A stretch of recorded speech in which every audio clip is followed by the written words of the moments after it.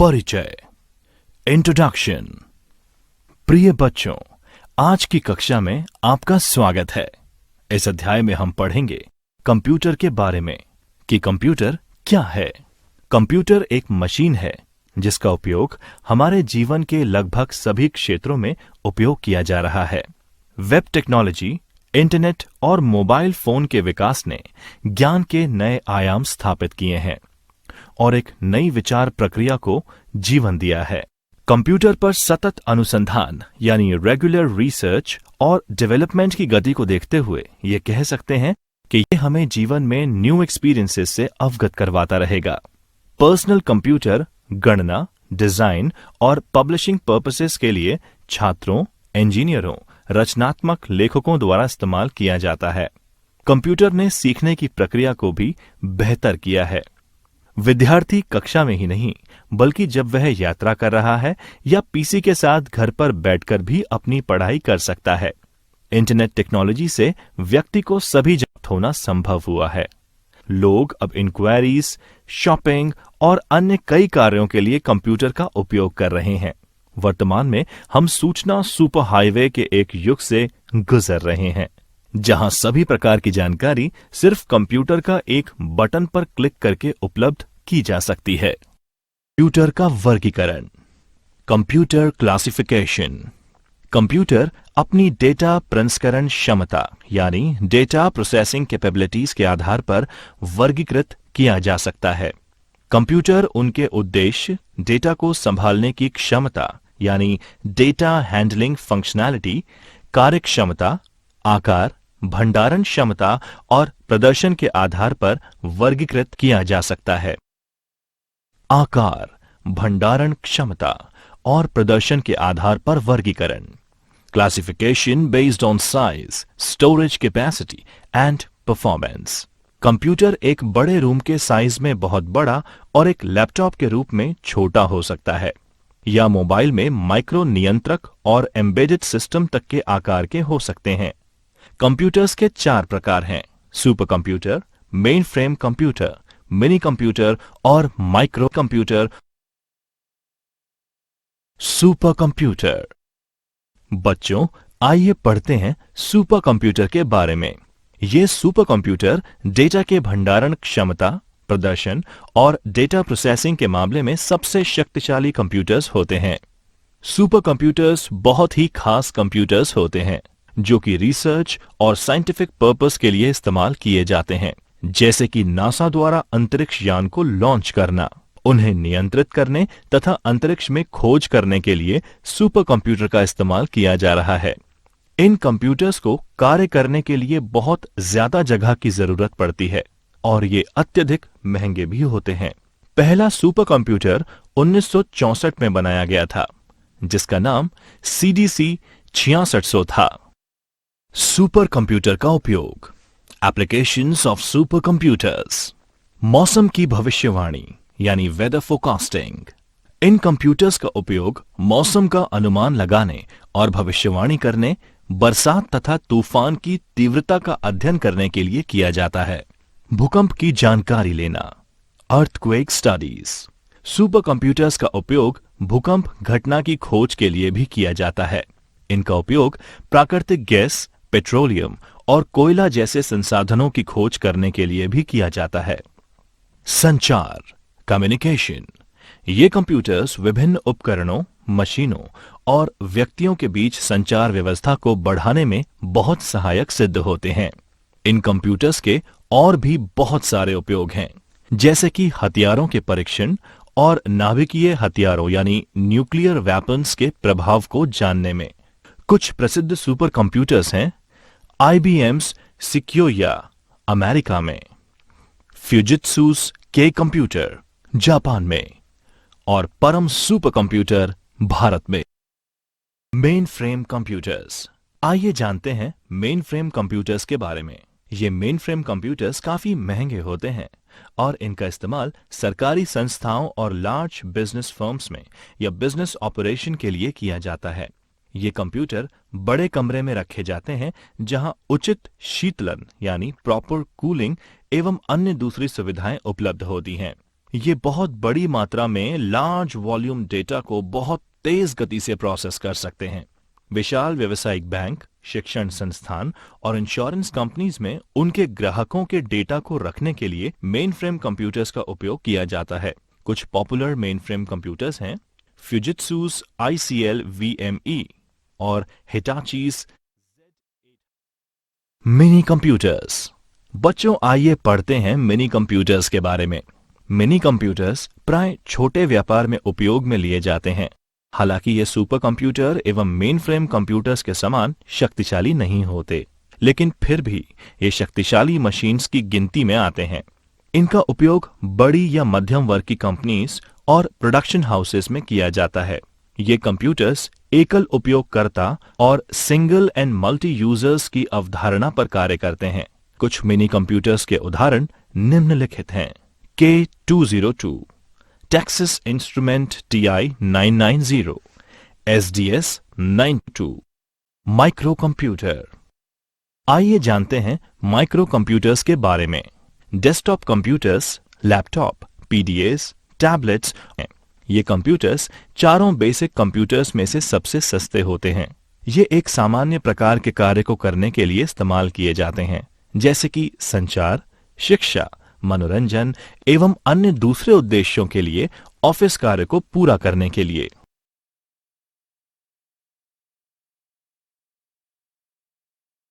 Computer system की विशेषताएं।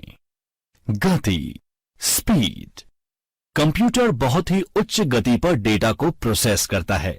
Computer data की एक बड़ी मात्रा को संसाधित यानी प्रोसेस करने के लिए केवल कुछ ही सेकंड लेता है, अर्थात लाखों निर्देशों को मात्र कुछ सेकंड में संसाधित किया जा सकता है। शुद्धता, एक्यूरेसी। एक कंप्यूटर द्वारा उत्पादित परिणाम पूर्ण रूप से सही होते हैं। यदि कंप्यूटर में सही डेटा दर्ज किया गया है तो प्राप्त परिणाम एकदम सटीक होगा। कंप्यूटर गीगो यानी गार्बेज इन गार्बेज आउट के सिद्धांत पर काम करता है। उच्च संचयन क्षमता, हाई स्टोरेज कैपेसिटी। कंप्यूटर की मेमोरी बहुत ही विशाल होती है और एक बहुत ही कॉम्पैक्ट ढंग से डेटा को एक बड़ी मात्रा में स्टोर कर सकता है। कोई भी जानकारी या डेटा कंप्यूटर में एक लंबे समय तक के लिए स्टोर रहता है। इस सुविधा के साथ पुनरावृत्ति से बचा जा सकता है। विविधता। कंप्यूटर अनेक प्रकार के कार्यों को करने में उपयोग किया जा सकता है, जैसे कि पत्र लिखने, शीट तैयार करने, संगीत सुनने, वस्तु सूची के प्रबंधन, अस्पताल प्रबंधन, बैंकिंग और कई और प्रकार के कार्य कर सकते हैं। परिश्रमशीलता, डिलीजेंस। एक मशीन होने के नाते एक कंप्यूटर थकान, एकाग्रता की कमी और बोरियत से मुक्त होता है। कंप्यूटर जिस गति से पहले निर्देश को संसाधित करता है, उसी गति से आखिरी निर्देश को संसाधित करने में सक्षम होता है। परंतु कंप्यूटर सिस्टम की कुछ सीमा यानी लिमिटेशंस भी होती हैं। कंप्यूटर स्वयं कुछ नहीं कर सकता। कंप्यूटर एक इलेक्ट्रॉनिक मशीन है जो कि डेटा को ग्रहण करने की क्षमता रखता है एवं दिए हुए दिशा निर्देशों की पालना करते हुए इंफॉर्मेशन या सिग्नल के रूप में आउटपुट देता है। एक अप्रत्याशित स्थिति में कंप्यूटर अपने दम पर कोई भी निर्णय नहीं ले सकता। निर्देशों के क्रम को कंप्यूटर द्वारा नहीं बदला जा सकता है। कंप्यूटर का कोई IQ यानी इंटेलिजेंस क्वेश्चन नहीं होता है। हार्डवेयर वेस सॉफ्टवेयर। प्रिय बच्चों, कक्षा में आपका स्वागत है। इस अध्याय में हम कंप्यूटर के हार्डवेयर और सॉफ्टवेयर के बारे में जानेंगे। सॉफ्टवेयर। आइए जानते हैं सॉफ्टवेयर के बारे में। हम कंप्यूटर की मदद से विभिन्न प्रकार के कार्यों को संपन्न कर सकते हैं। असल में सभी प्रोसेसेस सॉफ्टवेयर की मदद से की जाती हैं, जो किसी एक सेकेंडरी मेमोरी डिवाइस में संग्रहित हो जाती हैं। सॉफ्टवेयर प्रोग्राम का एक और नाम है। सॉफ्टवेयर प्रोग्रामों का संग्रह है जो एक विशेष प्रयोजन यानी पर्पस के लिए लिखा गया है। प्रोग्राम एक निर्देशों का समूह यानी सेट ऑफ इंस्ट्रक्शंस है जो कि किसी विशेष प्रोग्रामिंग भाषा में लिखा गया है। सॉफ्टवेयर के दो प्रमुख प्रकार हैं, सिस्टम सॉफ्टवेयर और एप्लीकेशन सॉफ्टवेयर। इन दोनों सॉफ्टवेयर्स के अपने अपने कार्य क्षेत्र हैं। System software. सिस्टम सॉफ्टवेयर एक ऐसा सॉफ्टवेयर है जो पहले उपयोगकर्ता से सूचना का आदान प्रदान करता है और फिर एप्लीकेशन सॉफ्टवेयर के साथ काम करता है। सिस्टम सॉफ्टवेयर कंप्यूटर को अपने आंतरिक संसाधनों यानी इंटरनल रिसोर्सेज का प्रबंधन करने में मदद करता है। सिस्टम सॉफ्टवेयर सिर्फ एक प्रोग्राम नहीं है, बल्कि कई प्रोग्राम्स का एक संग्रह है। सिस्टम प्रोग्राम्स के महत्वपूर्ण घटक यानी कंपोनेंट्स इस प्रकार हैं। Operating system OS. Operating system एक सॉफ्टवेयर है जो कि कंप्यूटर हार्डवेयर और सॉफ्टवेयर संसाधनों यानी सीपीयू, मेमोरी, इनपुट और आउटपुट आदि का प्रबंधन और कंप्यूटर प्रोग्राम के लिए आम सेवाएं प्रदान करता है। ये कंप्यूटर और उपयोगकर्ता के बीच एक इंटरफेस प्रदान करता है। विंडोज ओएस कंप्यूटर पर सबसे अधिक और व्यापक रूप से इस्तेमाल किए जाने वाला ऑपरेटिंग सिस्टम में से एक है। लिनक्स और यूनिक्स ओएस भी कुछ विशेष प्रकार की एप्लीकेशंस में इस्तेमाल किया जाता है। ये कई प्रकार के होते हैं, जैसे एम्बेडेड, डिस्ट्रीब्यूटेड, रियल टाइम आदि। यूटिलिटीज। यूटिलिटीज विभिन्न प्रकार की सेवाएं हैं जो कि ऑपरेटिंग सिस्टम के द्वारा प्रदान की जाती हैं। यूटिलिटीज जैसे डिस्क फ्रेगमेंटर, अवांछनीय फाइल को हटाने एवं डिस्क के संसाधनों को पूर्ण रूप से काम में लेने के लिए उपयोगी होती हैं। इस सुविधा के द्वारा हम डिस्क स्पेस को भी व्यवस्थित कर सकते हैं। Device driver. ये एक तरह के विशेष प्रोग्राम होते हैं जो कि अन्य इनपुट और आउटपुट डिवाइस को बाकी के कंप्यूटर प्रणाली के साथ कम्युनिकेट करने की अनुमति प्रदान करते हैं। सर्वर। सर्वर की आवश्यकता तब पड़ती है जब अलग अलग यूजर द्वारा किए गए अनुरोधों को पूरा करने के लिए विभिन्न प्रकार के प्रोग्राम्स को रन करने की जरूरत होती है। Application software. एप्लीकेशन सॉफ्टवेयर वो सॉफ्टवेयर हैं जो विशेष रूप से यूजर्स के लिए तैयार किए जाते हैं। इनको एंड यूजर प्रोग्राम्स भी कहते हैं। कुछ प्रोग्राम्स जैसे database program, word processor, web browser, Excel application software की श्रेणी में आते हैं। इन प्रोग्राम्स को बेसिक या स्पेशलाइज्ड एप्लीकेशन के रूप में वर्गीकृत किया जा सकता है। Basic application. इन एप्लीकेशंस को व्यापक रूप से जीवन के लगभग सभी क्षेत्रों में उपयोग किया जाता है, जैसे business, education, medical sciences, banking, industries. Application software का उपयोग आप अनेक कामों के लिए कर सकते हैं, जैसे संदेश भेजने, दस्तावेज यानी डॉक्यूमेंट तैयार करने, स्प्रेडशीट बनाना, डेटाबेस, ऑनलाइन शॉपिंग आदि। एप्लीकेशन सॉफ्टवेयर को इस तरीके से तैयार किया जाता है जिससे उपयोगकर्ता के लिए काम करना आसान हो। उदाहरण के लिए, यदि कोई उपयोगकर्ता कोई भी एमएस वर्ड फाइल बनाता है तो उसे margin, line spacing, font size पहले से ही सेट मिलता है जिसे वो अपने अनुसार चेंज कर सकता है।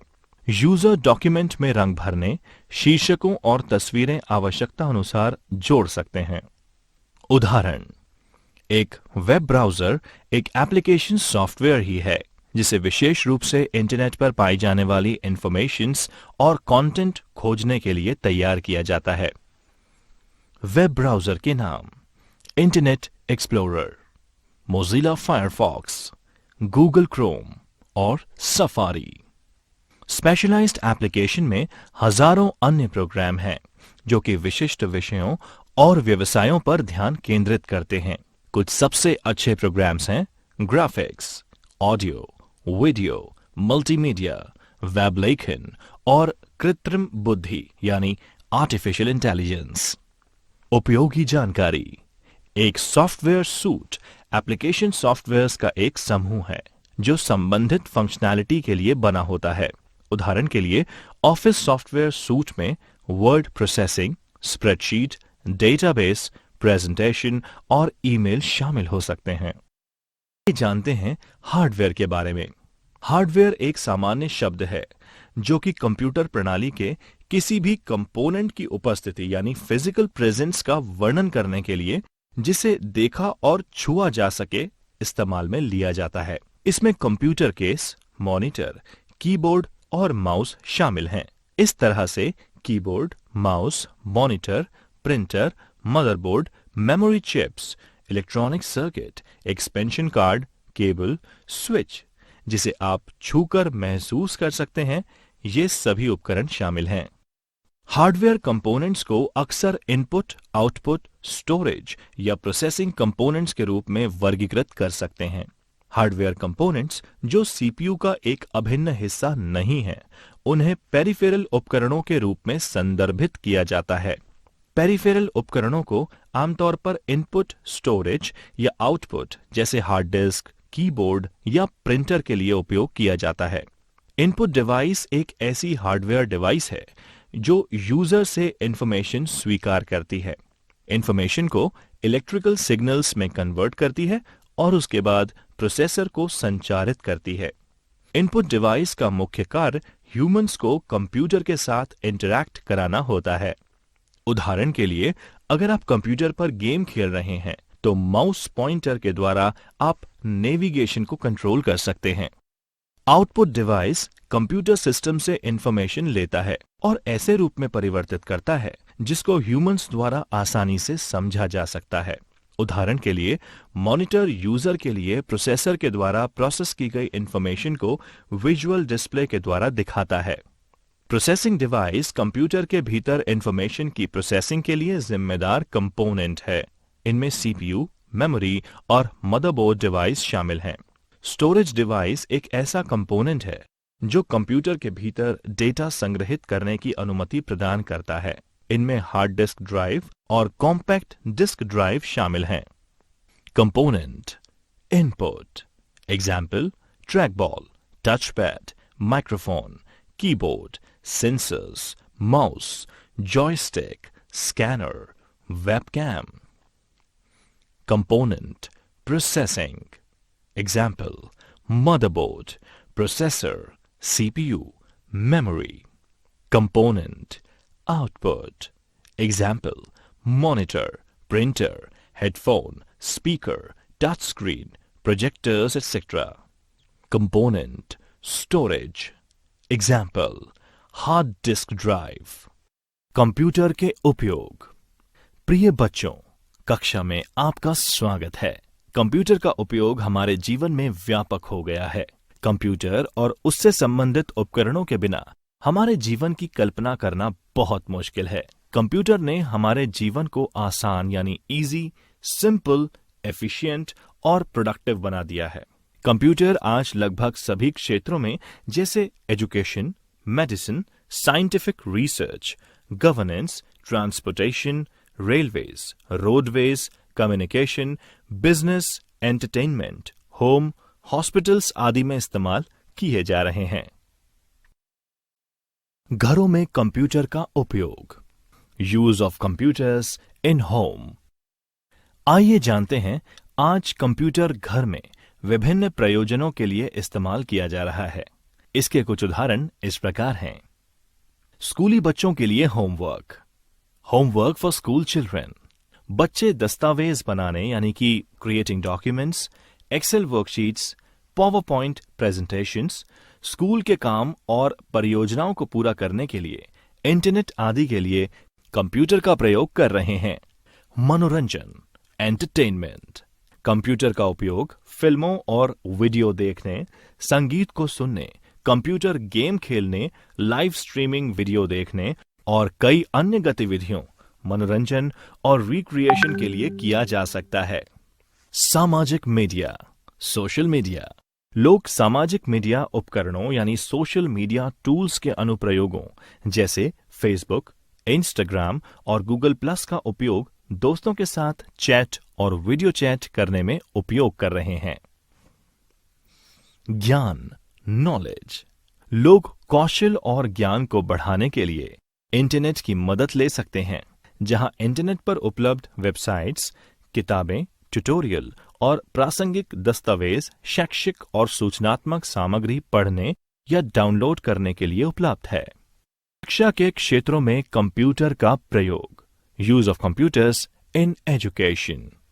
आइए पढ़ते हैं कि कैसे कंप्यूटर ने शिक्षा के क्षेत्र को पूरी तरह से बदल दिया है और शिक्षा प्रदान करने के लिए कई नए रास्ते खोल दिए हैं। Smart class. आज परंपरागत कक्षाओं को आधुनिक स्मार्ट कक्षाओं में परिवर्तित किया जा रहा है। शिक्षक छात्रों को पढ़ाने के लिए इंटरैक्टिव मीडिया, चित्र, वीडियो, एनिमेशन प्रस्तुतियां, सिम्युलेटेड कंटेंट और स्मार्ट सामग्री का उपयोग कर रहे हैं।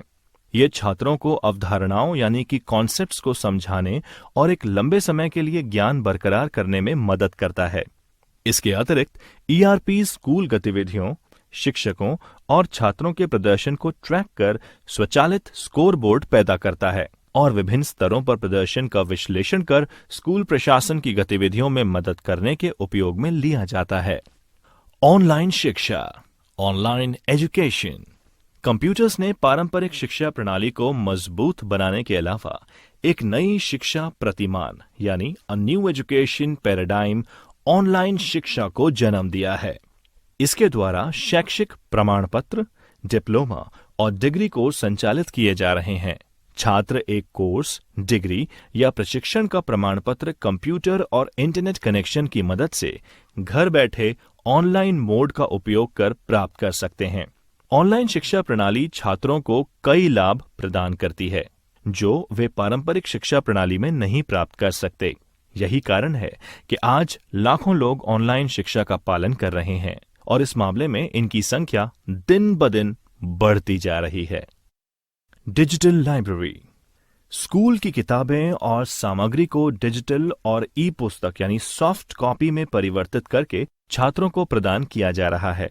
पत्रिकाओं, जर्नल्स, ब्रोशर और आर्टिकल्स के ऑनलाइन उपलब्ध होने के कारण छात्र इन्हें कहीं भी कभी भी इंटरनेट के जरिए पढ़ सकते हैं।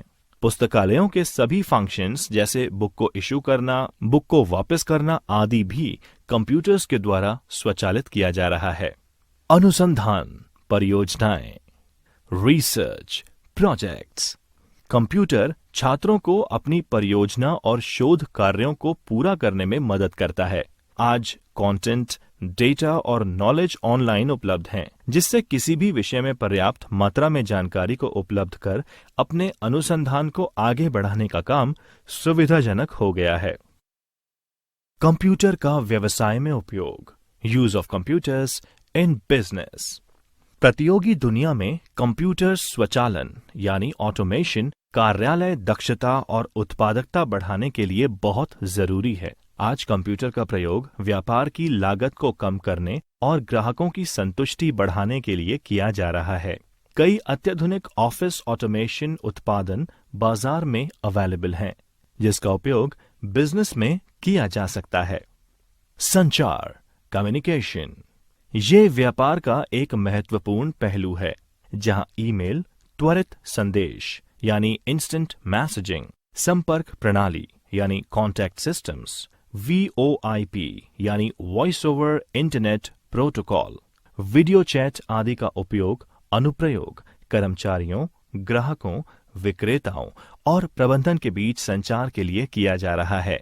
कंपनीज आउटलुक के उपयोग से ईमेल, इवेंट को ट्रैक और मीटिंग स्केड्यूल कर सकती हैं। स्काइप, गूगल हैंगआउट और इसी तरह के कार्यक्रमों से आप दुनिया भर में लोगों के साथ दूर दराज चैट, वीडियो बैठकें भी आयोजित करने की क्षमता रख सकते हैं। ये संचार प्लेटफॉर्म्स जैसे स्मार्टफोन और टैबलेट पर भी काम करते हैं। उन्नत कंप्यूटरीकृत फोन सिस्टम, ऑटोमेटेड सपोर्ट और एक आभासी ऑपरेटर यानी वर्चुअल ऑपरेटर की तरह तेजी से सही विभाग को कॉल कनेक्ट करने की सुविधा प्रदान करता है। बिक्री एवं विपणन, सेल्स एंड मार्केटिंग। कंप्यूटर व्यवसायों में योजना को लागू करने, उन्हें इम्प्लीमेंट करने, बिक्री और विपणन गतिविधियों यानी सेल्स एंड मार्केटिंग को ट्रैक और रिपोर्ट करने में किया जाता है। वेबसाइट्स को बनाना, डिजिटल विज्ञापन व कैंपेन लॉन्च करना, ये सब सॉफ्टवेयर की सहायता से किया जा रहा है। विज्ञापन बनाने से लेकर विज्ञापन अभियान बनाने तक, उपभोक्ताओं से संपर्क कर डेटा इकट्ठा करने और डेटा का विश्लेषण करने तक सब कुछ विशेष उपकरण और सॉफ्टवेयर के द्वारा तैयार किया जाता है। डिजिटल विपणन यानी डिजिटल मार्केटिंग एक बज़वर्ड है, जिसके द्वारा प्रोडक्ट्स की टारगेटेड, मेजरेबल एवं इंटरैक्टिव मार्केटिंग की जाती है और डिजिटल तकनीक को इस्तेमाल करके उपभोक्ताओं तक पहुंचा जाता है। एवं उपभोक्ताओं को बरकरार रखने की कोशिश भी की जाती है। डिजिटल मार्केटिंग में मोबाइल और पारंपरिक टीवी और रेडियो के अलावा इंटरनेट को मुख्य प्रचार माध्यम के रूप में उपयोग में लिया जाता है। कुछ इस्तेमाल होने वाले ऑनलाइन चैनल्स इस प्रकार हैं: संबद्ध विपणन, अफिलिएट मार्केटिंग, प्रदर्शन विज्ञापन, डिस्प्ले एडवर्टाइजिंग, ईमेल विपणन, ईमेल मार्केटिंग, खोज विपणन, search marketing, social media, social networking, खेल द्वारा विज्ञापन, गेम एडवर्टाइजिंग, वीडियो विज्ञापन, वीडियो एडवर्टाइजिंग। वित्त एवं ऑफिस, फाइनेंस एंड एचआर।